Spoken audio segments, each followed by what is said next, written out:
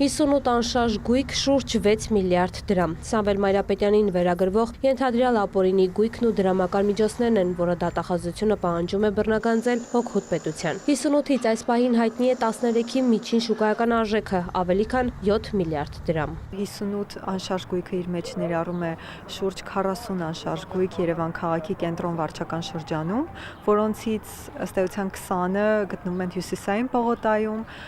4-ը Տերյան փողոց 66 հասցեում են գտնվում, մի մասը Բայրն հասցեում,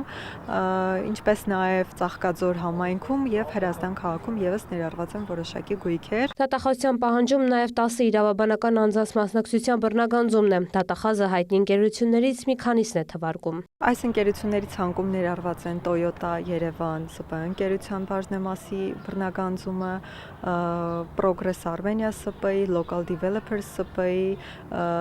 հայկական երկրորդ հեռուստաալիք ընկերության բաժնեմասի բռնագանձման պահանջները։ Ներկայացված հայցադիմումում, սակայն դատախազությունը պատրաստվում է փոփոխություններ կատարել, որը կներկայացվի հաջորդ նիստում։ Ըստ այդ փոփոխության կավելանա անշարժ գույքերի թիվը, 58-ին կգումարվի եւս 4-ը։ Եվ դրամային պահանջն է աճելու 6 միլիարդ 500 հազար դրամ է շուրջ լինելու։ Փոփոխությունը պայմանավորված է իրավասու մարմնի կողմից նոր տվյալների ստացման հանգամանքով, այն է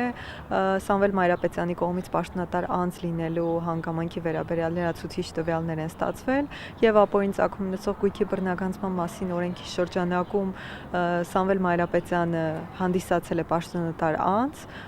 որը նաև հայտարարատու պաշտոնատար անձ է 1996 թվականից եւ այս լրացուցիչ տվյալների համատեքստում իրավասու մարմինը կատարել է վերահաշվարկ եւ ըստ էության վերահաշվարկի արդյունքում է ներկայացվել հայցի հիմքի առարկայի փոփոխությունը։ Դատախազի խոսքով այս փոփոխությունները նաև բարձր դատանի որոշման համատեքստում են արվում։ Երկու նպատակ է ամրագրված Սահմանադրական դատանի որոշմամբ՝ կոռուպցիայի դեմ պայքարի նպատակ եւ հանցավորության դեմ պայքարի նպատակ։ Այս երկու նպատակներն էլ մեկտեղված են այս վարույթում եւ ըստ էության փոխլրացնելով վարույթը իրագործվելու է